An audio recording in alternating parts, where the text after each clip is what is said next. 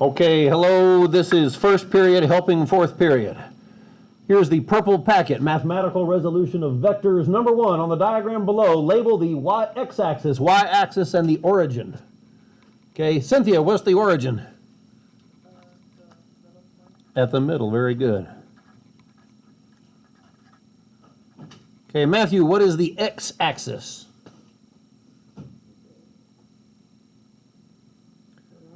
It's the line, but which line? I see a bunch of lines here. The middle line. Which middle line? Here's a middle line. The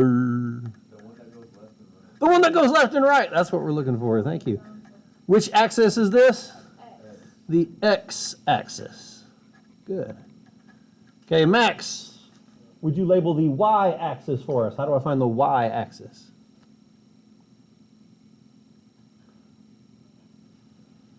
Okay. He found the x-axis by looking at this horizontal heavy dark line through the middle, through the origin.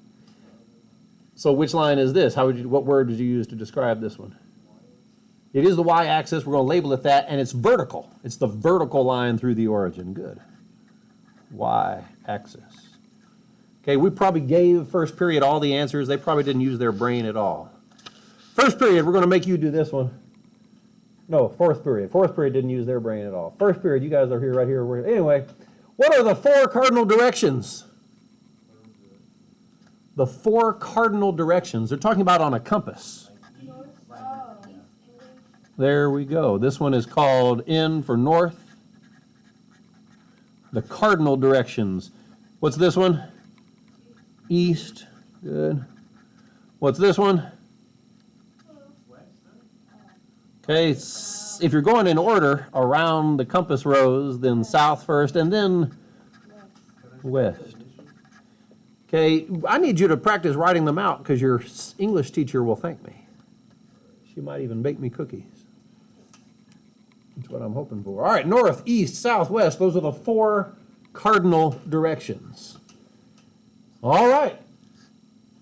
Number 3, a car drives 150 meters to the east and then backtracks 30 meters to the west.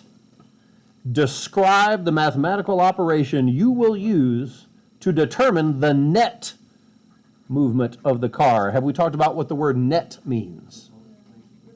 Net basically means total, but the wrong answer would be 180. Why is 180 wrong in this case?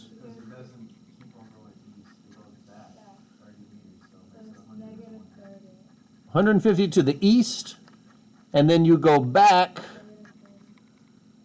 Yeah, basically negative 30 meters to the east is the same as positive 30 meters to the west. So describe the mathematical operation you just used. What did you use? Yeah. 150 east minus 30 east. That's the same as 150 east plus 30 west. So, when they say describe the mathematical operation, are you going to call this subtraction or are you going to call this addition? I can see it both ways. I can see it as vector addition because you're adding an east vector to a west vector, but I could also understand if you agree that this is subtraction, because east is the same as negative west, and west is the same as negative east. So you're kind of adding a negative, which is subtraction. So I don't know. You're subtracting. Yeah. So 120 meters, comma, east is the answer. We didn't really describe, we just said the word subtraction.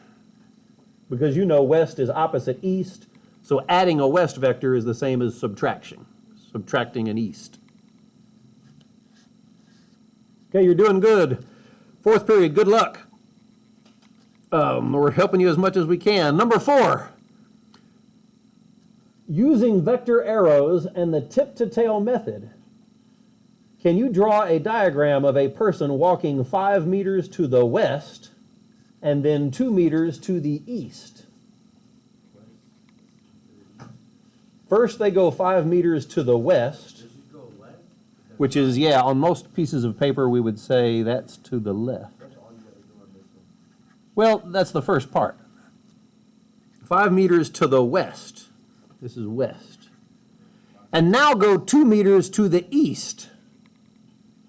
And they say tip to tail method, so I'm not supposed to lift my pencil at all when I do the tip to tail method. I draw the first arrow, and now what?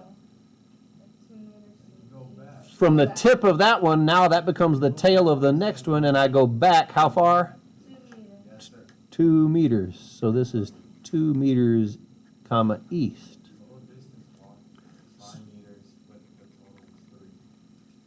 Okay, hold on. You said something good, but you maybe said it wrong. What was the distance walked? Oh, careful. This goes back to chapter 1. Careful. The word distance is a scalar. What's the total distance? 7 meters. But the net movement is the displacement. Displacement is the vector that goes from the very beginning to the very end. Displacement. So what's that? From the overall start to overall finish, yeah, is 5 meters west plus 3 meters east, which is the same as 5 meters west minus 3 meters west, which equals 2 meters west.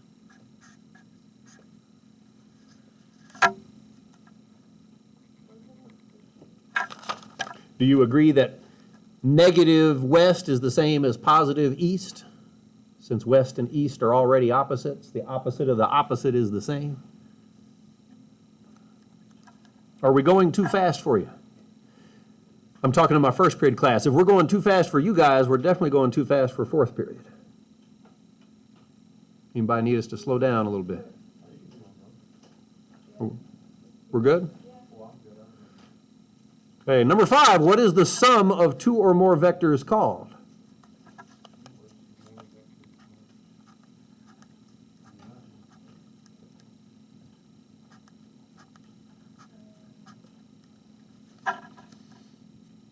Ivan P., give me a guess. We're looking for a word here. The sum of 2 or more vectors, what's it called? If you don't know the word, guess me a letter.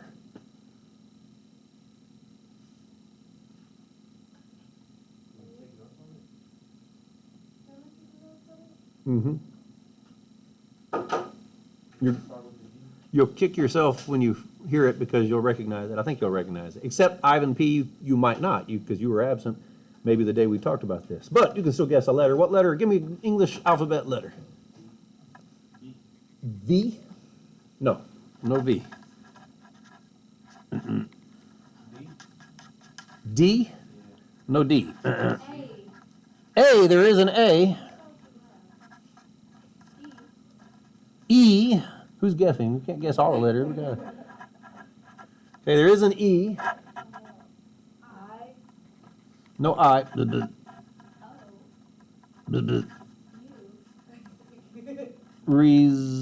Oops.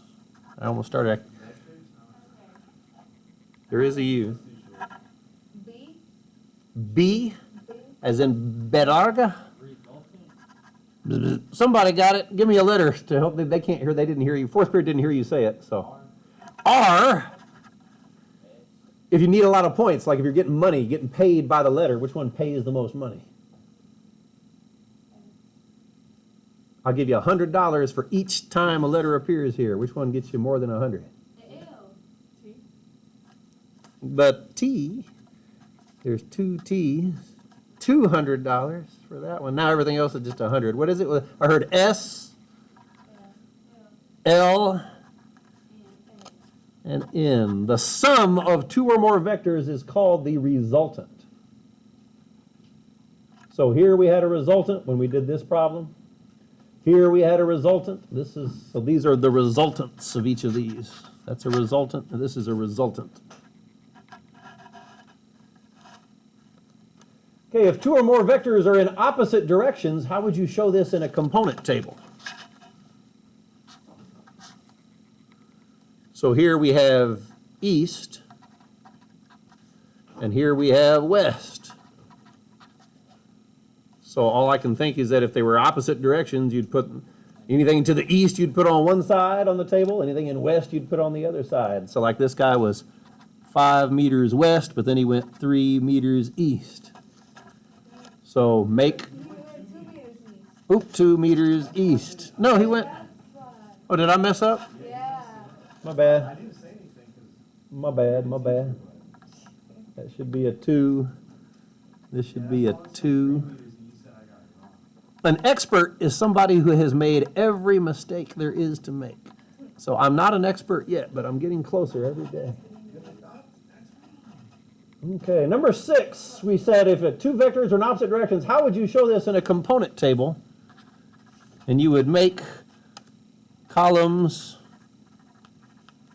for positive and for negative, right? For east and west, north and south, positive and negative, left and right. Just make different columns so then in your table you can put all the opposite parts in each pile.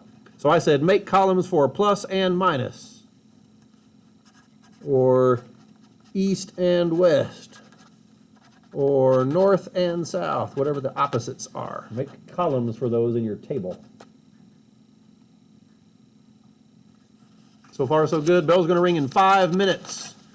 So fourth period, take your time, but we got to hurry. We only got 5 minutes to finish this one. I'm flipping it over. Number 7 on the diagram below, label the quadrants, Roman numeral I through IV. Is quadrant something you've talked about in your math class? Yeah. Okay, so one of these is quadrant 1. Which one? Yeah, anytime you got a positive y and a positive x, that's quadrant 1. Okay, if you got a positive y and a negative x, what's that?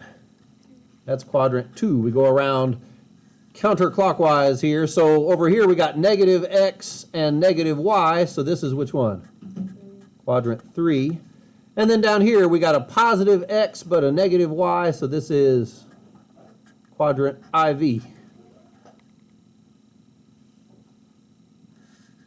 Number 8, a resultant vector has x and y components that are both negative. In what quadrant would this resultant vector lie? If they're both negative, then it's which quadrant? Quadrant 3. I don't see how any of this has to do with that lady who was talking in the video, but now we're kind of getting there. Here we go. Number 9 is kind of like the lady. She says a bicycle rides 9 north and then 12 west. So if each square here, let's set a scale of 1 square equals 3 kilometers. What's that? Yeah, 9 up. So I'm going to go 3 squares. So 3 times 3 is 9, right? So 3 squares equals 9 kilometers. And how many squares will be the same as 12 kilometers? Yeah, 4 squares. Do I go left or right? Left. 4 squares to the west would be to the left. 1, 2, 3, 4 squares. Okay. Draw a diagram showing the net movement of the cyclist. The net movement is the total. What do we call this vector that comes across the diagonal? It is the hypotenuse, but what's that word that starts with an R that we just learned? This is the resultant. This is the net vector. In other words, that is the resultant. And we didn't have to find it, we just had to show it. So does everyone agree that our diagram shows it going from the beginning to the end? Okay, so now we got to do number 10. Last page, flip it over on the back. 10, oh, it's got, no, sorry, number 9 has 3 parts. So we did 9A, we got 9B and 9C. 2 minutes. In what quadrant does the cyclist finish his trip? So he started here at the origin. He went north and then he went west. Where did he end, in which quadrant did he end? He ended in quadrant 2. Yep, Q2. And then for part C, what is the magnitude of the net movement of this trip? The net movement, isn't it like 21 feet per second? That's where you got to use the Pythagorean theorem. Wait, so Use the Pythagorean theorem. Before you go, can you do that? What's 9 squared plus 12 squared, right? Because we're trying to do a squared 25. plus b squared equals c squared. That equals 25. No, 225. Yeah, 225 is c squared, so what is c equal? 15, she said. What's that? 15. So what did you do to get that answer? You Take take the square root of 225. the square root of both sides, yeah. So what is the answer? What you just said. Oh, okay. 15 kilometers is the resultant. You know, we should do our work like this. Okay, fourth period, good luck. I hope that helps.